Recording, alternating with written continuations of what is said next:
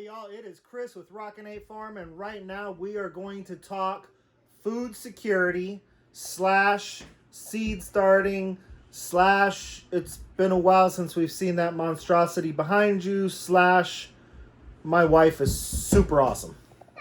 So it has been a while since you've seen this monstrosity behind me, and the reason for that is the room that we kept it in, it's our laundry room slash freezer room. Well, that room has no power. So we've been running extension cords off the house to power all kinds of stuff for a long time. We didn't have enough juice to pull over for this thing. So I'm going to link the playlist up here for this system and how it was built. But I'm also going to kind of briefly explain it again for people who maybe don't want to go back and watch those videos. But this is the system that we started all of our seeds in to get them out into the garden. It's not quite as earth-friendly and sustainable as I want to eventually get it to. It has some inputs that end up being disposable, and I don't really like that. Red Solo cups make a very, very cheap potting pot. I don't know how else to say it. They make a very cheap thing for you to pack dirt into and put a seed in and grow seedlings. But the problem is the wicking system that I use essentially destroys the cup for a second use. So I don't like things that aren't sustainable. For you, maybe that's not an issue. For me, it's one of my personal issues. I want to get to something that's a little more sustainable. I might be able to do that with these net cups. I don't know if it's worth it, but let me start to explain to you a little bit of what I got here, because this isn't just a seed starting system. It's also a food sustainability system. So let's check it out a little bit and look at some of the components. So those of you that know me know that I do not like a one-trick pony. Now, what you saw in the seed starting system, you can kind of see down here. You see the solo cups, and they've got this string, this cotton string that hangs out of the bottom, and then also comes up into the cup.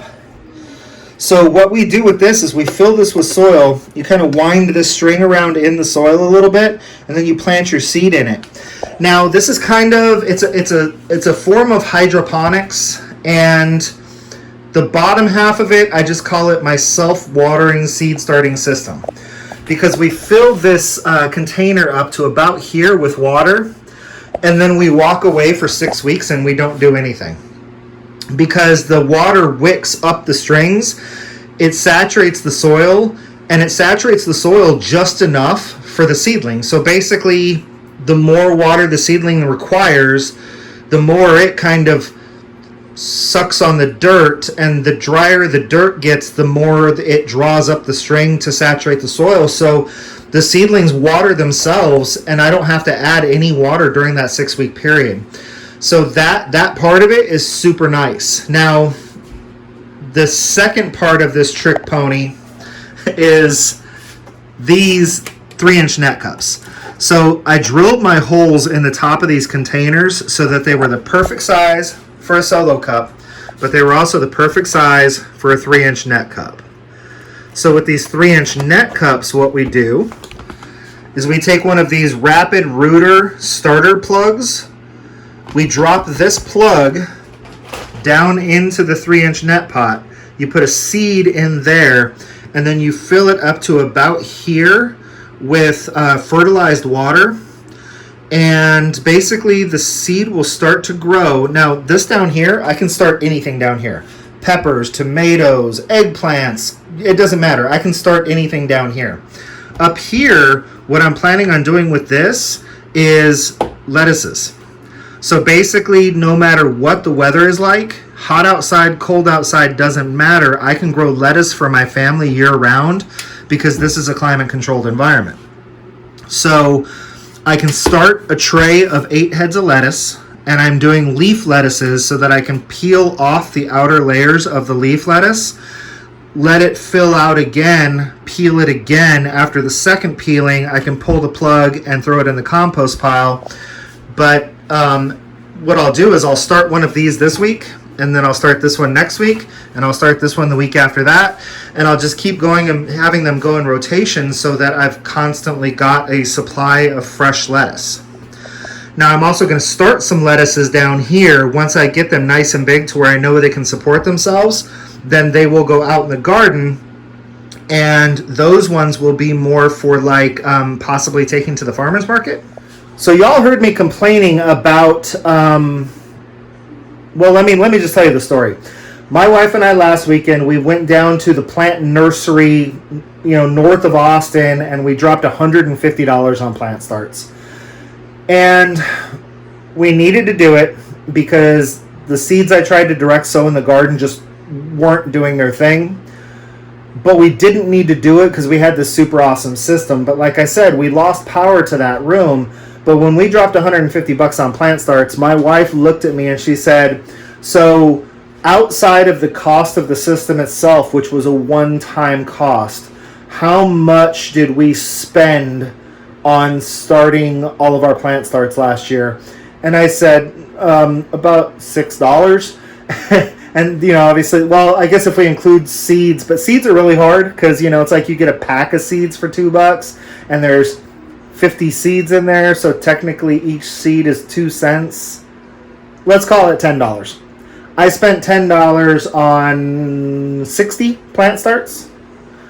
And I just spent $150 on 30 plant starts because I actually had to buy them from the box store. So when that happened, my wife looked at me and she said, why don't you move our seed starting system into the spare room? And I said, but honey, do you really want that monstrosity in your, very pretty, guest room? And she said, let me see here. Food security versus a room that gets used maybe 3 months out of the year by guests. Food security, guest room. It was no contest for her. And that is one of the reasons that I am super duper lucky. I am married to a woman who values food security over the beauty and aesthetics of her house. I'm married to a woman who values preparedness and other forms of food security over, whether or not we can afford to go on a certain trip. Like, she would rather have the pigs than the vacation. So I'm consider myself to be a very, very lucky man, but let me kind of kick this thing on for you, and I'll show you why it's so ugly. Part of it is because it's function over form. You can make one of these systems super beautiful to the point that you just keep it out in your living room and everybody talks about how nice it is. Mine is definitely function over form, so it's not the most attractive thing in the world. So some of what makes this thing so ugly is all the tangled cords here. So first things first here, I use these Barina LED grow lights. If I can remember, I'll link them down in the comment section or the show notes for this video. Super awesome lights. I could not be happier with these lights. If you are thinking about putting together a grow system, these Barina LED lights are unbelievable. They come in a 6-pack for $99. You get them on Amazon. These are the 4-footers, but you can get 2-foot lights as well. And a 6-pack of the 2-foot lights, I want to say that's $70 instead of $100. But they're one of the things that's cool is that they all daisy chain together. You can hook up to 6 lights together. So they only have one plug. So one plug plugs into your power strip. One plug plugs into your timer, which plugs into a power strip, which plugs into the wall. So you've only got the one plug that's being taken up in the power strip. And then because they're on the timer, it's a set it and forget it system. The seed starting section self-waters. The upper section with the cups is Kratky style hydroponics, so it's basically self-watering as well. You can let that water level get really low before you refill it because the roots just chase the water. So basically what you're talking about is that when it needs a water fill, the reason it needs a water fill is because you're pulling the plants out and putting new plants in. So basically self-watering hydroponic lettuce system, self-watering seed starting system on automatic lights. And then I also will take like a fan, an oscillating fan, and put it in front of the seed starts on a timer as well, to where like every 15 minutes air blows across the seedlings to help them get acclimated and develop nice big beefy rootstocks. And you guys can see that if you go back and watch the seed starting system playlist. But all of that is kind of ugly. Number one, I've got a big ugly rack here. So if you wanted to, you could take very nice dimensional lumber and stain it and build a beautiful rack system. Number two, it doesn't have to be this big. I've got 48 plants per level, and as soon as I get myself another set of lights, I'm going to have 4 levels. So I'm going to be able to have up to 200 plants or close to 200 plants at a time growing. The other thing that makes it ugly is this rigging system. But this rigging system right here is an absolute lifesaver. It allows me to raise the lights as the plants grow. And I don't have to do anything special to raise the lights other than just give a tug on one side of this anchor point. So I can raise and lower the lights very easily without having to untie anything or move anything. Obviously, if you just had yourself a very simple cable system, one of the things that I thought about was taking like a cable and attaching it up here, and then you put several loops in the cable as the cable comes down, and then basically put a hook right here so that you can hook it on a loop, hook it on a loop, hook it on a loop, hook it on a loop, and raise it that way. That would be a lot less obtrusive. So you can build this system as lavishly as you like or as inexpensively as you like. The base costs are some sort of tote, a hole saw to drill the holes in the top of the tote, a shelving system of some sort, and the lights. Beyond that, most people have timers and extension cords and power strips and stuff like that laying around. Most people can come up with some sort of a shelving system. Like I said, this one was here. So I think I'm going to leave off here having explained the system, and I'll come back after I get a little bit of the system put together and kind of show you what some of the parts look like once I get a little bit further in putting this together. So I think I'm actually going to have to turn on these lights to show you what I got done here. All right, so there you go. There's the system working, and obviously we don't have to have the lights on right now. Well, maybe it's not so obvious. We don't have to have the lights on right now because there's nothing growing yet. I just planted these seeds. So until you got little green stuff coming up out of the soil, you don't need the light. So the lights will go back off as soon as I'm done showing you what I did. These are those plugs that I told you about, and if you look down in there, you can see the seed drop down in the hole. So there's just some water that has some nutrient in it, and these little net cups, and about a third of the net cup is sitting down into the nutrient-rich water. The plug soaks up that nutrient-rich water. The seed sits in there and starts to do its thing, and then once we've got some greenery coming out, these lights, which are on an automatic timer, will get 16 hours of artificial sunlight a day.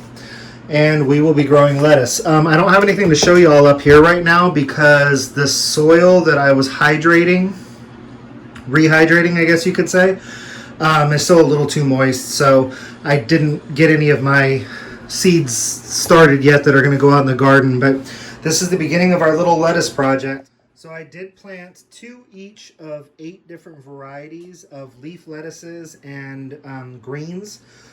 Obviously greens get really big, but if you take the leaves off when they're small and tender, kind of like baby greens, I guess, that's the reason I planted some greens in here as well. Now with this system, it's got a lot of really cool stuff you can do. My wife actually came up with a genius idea today. So one of the things that we really use a lot of and really like is cilantro.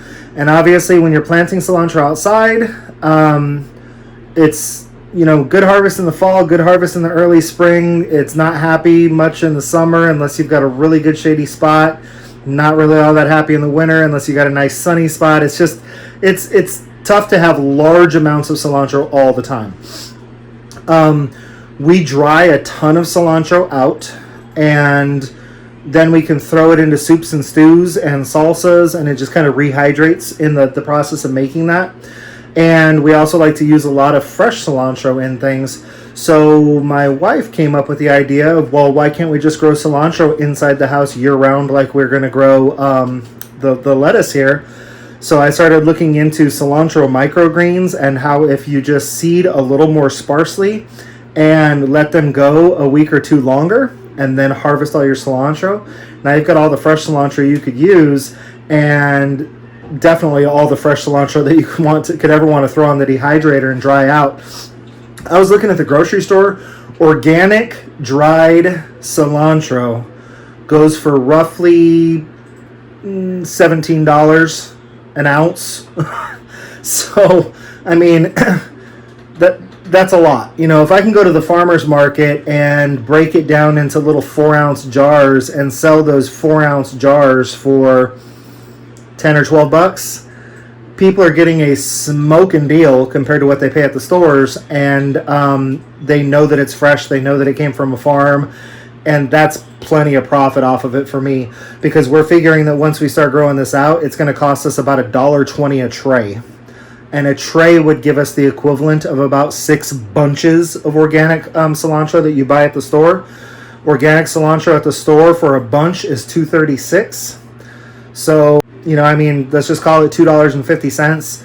So we're looking at what, $5, $10, $15 in worth of cilantro in a tray that we paid $1.20 for once you get past the initial startup of the investment. So a lot of things I can do with this system, and I will keep everybody updated as we expand it and as we do more with it. But for now, we're just going to go ahead and cut this video off here. This is what I've been up to this week. Until I see everybody again, I want you to be happy and live healthy.